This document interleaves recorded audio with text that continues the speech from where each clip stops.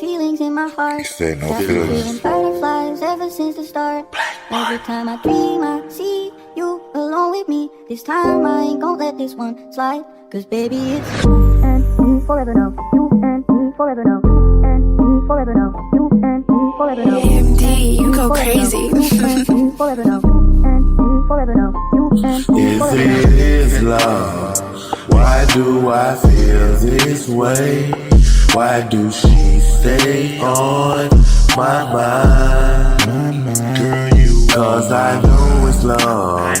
I want to stay with you. I want to love you till the end of time. Girl, you You on my mind like she used to be. Girl, you on my time like a wristwatch. We don't supposed to hold grudges, but we all know that that's what we do. The Bible explains, simple as day, that, that's one thing that we don't supposed to do is hold grudges. Because us as humans, we tend to hold on to them things, man. And it's no different than out here in the streets. I think the streets has some of the most pettiest and hateful grudges that's been held throughout the decades. And I simply don't understand, especially when it comes to the things that the grudges are being held for. You know what I'm saying? You have my cousin. You have two friends of mine. One I'm in the group Untouchables with me. The other one is a affiliate friend. And this ain't the only case. Just giving y'all a quick scenario. Y'all probably don't heard the story, but me and the one friend have a big falling out. And the falling out is because as they sitting around drinking and getting intoxicated, they start joning, picking with each other. And then one of the friends finds it, I guess, thought it was funny to add me to it as he, jones me or whatnot. Make a long story short, got on his tater. You know what I'm saying? I think I had to add Johnny Orner. Johnny Orner, no, he gonna come in down here on it. I either had a baseball bat or like a 2x4 and just went to busting his skull open, busting his ribs open, just whatever I can hit. Don't play with me about these names and these jokes. Not gonna be the butt of your joke, buddy. Excuse me. With that being said, we fell out. That was it. I pumped them up some, and that was it. Well, it come to one of them days, I be doing bad.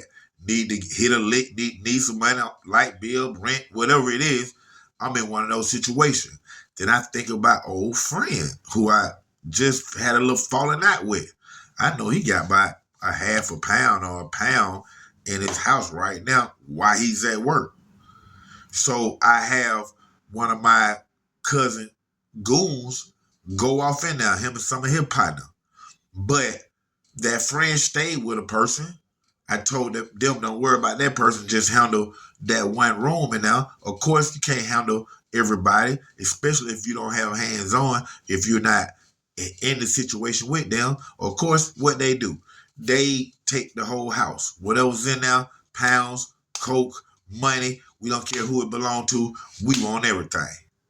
So what happened is, for a very long time, that friend that wasn't authorized to get his room touched in the robbery, he held a grudge for a long time with his roommate because he felt that his roommate is what caused the break-in and for him to lose the money and have to owe somebody and things of that nature. Well, okay, 15 years passed and he's still holding that grudge with that guy. Well, one person knew what really happened and went ahead and just said, man, listen, man, after all these years, man, let me tell you what really happened, man. And he told that it wasn't that guy that had the house broken into. This who did it. And this is reason why he did it. He said it was me. I sent some goons to go do it. So be it. Now, when this guy finds out, oh wow, it wasn't him after all the years. It was Don Treese. Had his blueprint on it, had his fingerprint, left his fingerprint on it. Okay, thing is about that, now I understand, especially after all those years, it's like it's brand new, like it just happened again, in a sort. But I understand him being upset, like, wow, I can't believe he was my friend. He did this to me, wow. Even though, like I say, it imposed the intentions wasn't for him at all. They wouldn't do something else. Okay, so when he found out this, he shut all communications down with me, which at this time, I don't know he had found out what had happened. And I just felt myself at different times, throughout my life. Oh, let me see how my friend doing. Let me see how he doing. Let me see how his kids doing. Let me see. And every time I reached out to him, he looked at it, seen the call, seen the message, and ignored it. And I wonder why this whole time, why would he be ignoring? It's been years. And then when I finally did talk to him, we had the agreement of doing the Untouchable show together because he's a member of the Untouchable. And when it came down to do it, he was the only member that flaked out and didn't do it. You know what I'm saying? So after that, because that was a big issue, it was told to me that he had found out about it was me after all those years that had sent my people in the house, or whatnot, and did that right there. And like I say, man, we do things that we regret, wish we could do over. Y'all do, not me. Different situations where you probably made a better choice. Understand that. Now I do. But these situations happen and they're over with.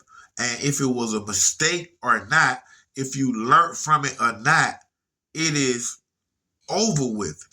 It will fully never be disregarded or just disappear from the earth because the past is what it is. It is something. So with all that being said, it's still like, he's holding a grudge, not with that guy anymore, but with me, because something that I did 20 years ago to somebody else that also affected him. And we do understand things happen like that. And people gonna be mad. They got affected by it. See, I just want everybody to know that I totally understand. But to hold a grudge to a friend that you have no differences with, has nothing, never happened between y'all out of 30 years except for one thing. And this is the thing. And you still won't talk to me or won't talk to that person or still hold a grudge on that. And then when we say on that, what was taken was, in this case, some marijuana. A pound or two of marijuana, man, weed. We talking about drugs that is partially illegal still. When we was 19 and 20 years old, and here we are 47, man. Hey, people, it's time to let it go, man. Life is too short. And I'm telling you that not for myself, because I've been hitting the road on it, man. But for yourself and for you guys who holding on to little bitty petty grudges. Come on, man. It's over with. Let it go, man. And then think about what the grudge is about. Think about how long you've been holding this against this person. Man, we talking about some weed that my phone them took for you when you were in a group with me. And, oh, man. And it wasn't even for you. They did the opposite of what I told them to do. Hey, man. Y'all better get y'all priorities straight, man. Real talk, man. And that goes for everybody out there, man. Y'all better think about it, man. Y'all holding a grudge against somebody, man. Think about how long it been. Think about what the grudge is for. And think about, is it really worth it? The energy? Man, come on, man. Do something great. Right here. Underground Source TV with your host, OG Black Bart3700 College Park Stand Up. TV and film producer Don Tree Stocks, man, he's going down right here. College Park, stand up. You got me walking on the ceiling. Vampire blade, girl, I'm down for the kill. Chill me with next, the aroma of sex. Filling up the air while your legs up there. Yes, I'm feeling guilty, but the taste is so great. So put your ass in the air and put the pussy in my face. Wasting no time as you take off your clothes, licking on your neck and kissing on your toes. I don't deserve her, of course I don't deserve you, but I prefer you. So what you really wanna do? Step inside my circle, pulling up like Steve Urkel. Yeah, I do that because the nigga's not verbal. If it isn't love, nigga, tell me what is it? You living too loud but too wide, that's the business. If it isn't love, what does it take for me to be with you all the time? If it isn't love, why does she stay on me, on top of me all the time? If it isn't love, if it isn't love, if it isn't love, why do she stay with me? Why do she put up with my kind? If it isn't love, tell me what should I do? Should I lose you too? Like I'm losing my mind. If it is love, why do we fuss and fight like we Tina and I all the time? Now what's the next chapter? What's the next theme? What's the next plot? And what's the next schemes? I really need to know. Find out fast. Sitting here wasting time, life is going to pass. Help me find myself. Help you find yourself. Help her find herself. I love both of you to death. Can't fight the fucking feeling. The feeling inside, I guess this is the price you pay for living too life.